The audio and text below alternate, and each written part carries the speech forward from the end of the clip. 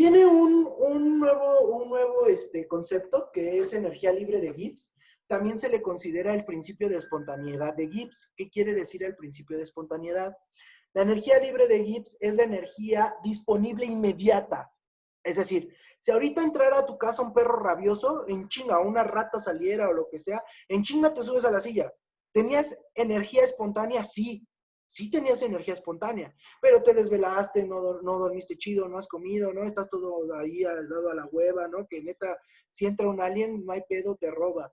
¿Tienes energía espontánea? No hay energía espontánea.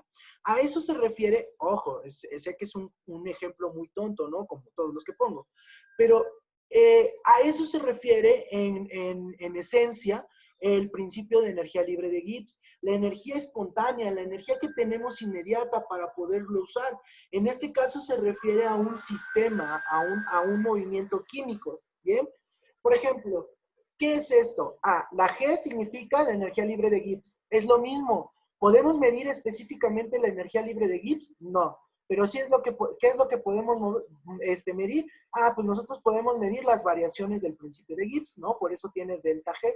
La variación de entalpía que ya vimos cómo es o qué es. La T es la temperatura. Recuerda, si estamos viendo principios endotérmicos y exotérmicos, ¿cuál es el factor clave? La temperatura. Aquí, ojo, la temperatura siempre va en valores absolutos. ¿Qué quiere decir? Hay que pasarlo a fuerzas a Kelvin. ¿Bien? Y esto, delta S, que S significa entropía.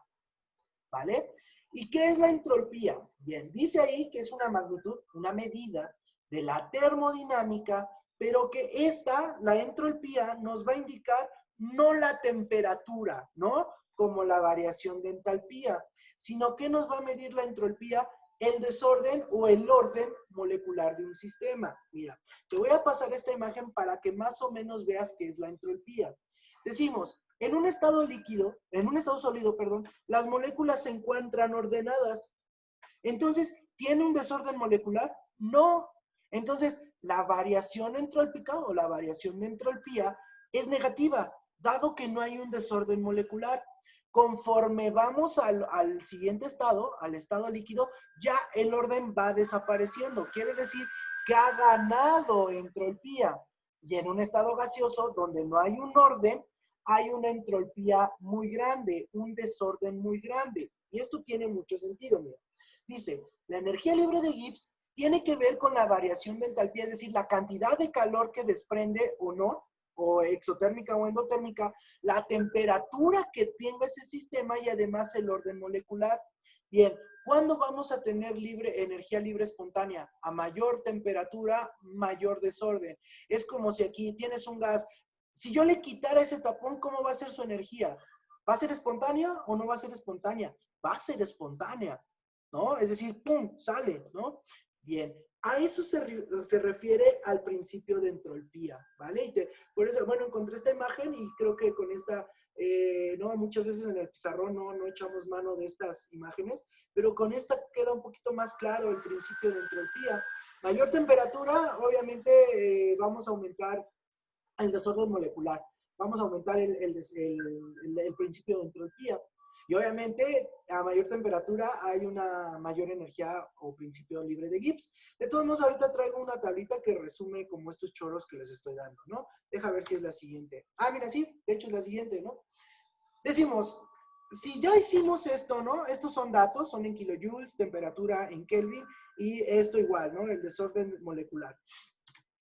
Si tú obtienes una variación de Gibbs, es decir, ya aplicaste tu fórmula, tienes una variación de Gibbs negativa, quiere decir que efectivamente es un proceso espontáneo, algo así como la reacción exotérmica, ¿no? Liberó un chingo de energía, por eso tu variación de Gibbs te está quedando negativa, porque la energía se utilizó espontáneamente. Ahora, si tienes un principio de Gibbs positivo, quiere decir que no había energía suficiente para hacer un proceso espontáneo, ¿no? Algo así como lo de entalpía, igual si era positivo, era endotérmico, ¿recuerdas? Ahora, si es un principio o si es una diferencia de Gibbs, una variación de energía libre de Gibbs cero, quiere decir que es totalmente un proceso en equilibrio, que de hecho sería el siguiente tema, el principio de equilibrio, del equilibrio químico. Entonces, bueno, ahorita si quieres me salto esto de entalpía de formación y explicamos esto de cómo vamos a hacer un sistema en equilibrio. No manches, tómale una captura a esta madre o no sé, porque esto te va a sacar de pedos. Estos 3 principios que te estoy poniendo en el examen de Politécnico te los van a preguntar, ¿no? Esto así, eso lo resume, ¿va? Entonces, me salto esto, ahorita lo vemos, no se preocupen. Me salto lo del principio. Ahí está, en el negativo es variación de Gibbs. Negativo es un proceso espontáneo. Variación de Gibbs positivo no es espontáneo. No es espontáneo si es positivo. Y un proceso cero o en una variación cero quiere decir que es un proceso en equilibrio. Es decir, ni es espontáneo ni no lo es. Simplemente es en equilibrio. ¿Bien?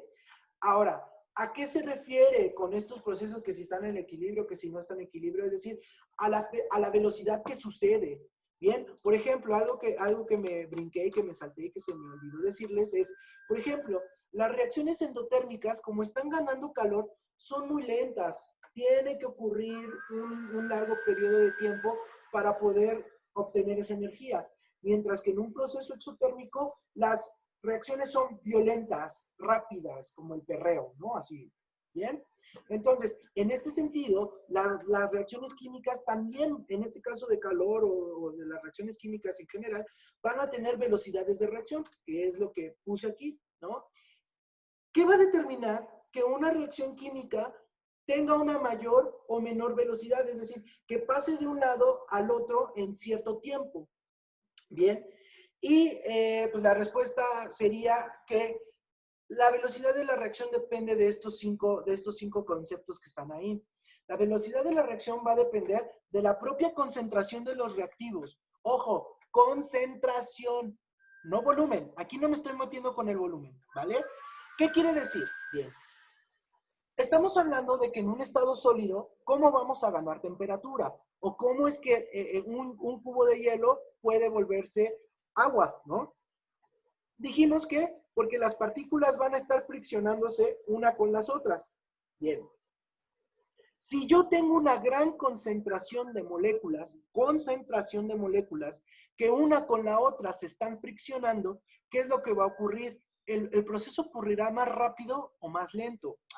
A mayor concentración de partículas, la reacción o la velocidad de la reacción es más rápida. Concentración de moléculas, porque el volumen es una cosa distinta. Ejemplo, allá hablando de volúmenes, ¿qué ocurriría más rápido?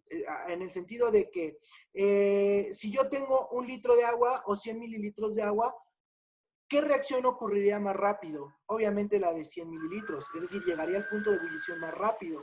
Pero ojo, esto tiene que ver con el volumen, con el espacio. Pero yo aquí estoy hablando de concentración. A mayor concentración de las partículas, más fricción entre ellas, lo que va a hacer que aumente la velocidad de la reacción. ¿Vale? Bien. Número 2, dice, la propia naturaleza de los reactivos. Obviamente, nosotros hemos visto a lo largo de todo el curso que, por ejemplo, los no metales son más reactivos que los metales, ¿no? En ese sentido, es decir, la propia naturaleza de los elementos o de los reactivos también van a determinar las velocidades de la reacción. La temperatura, mayor velocidad de reacción.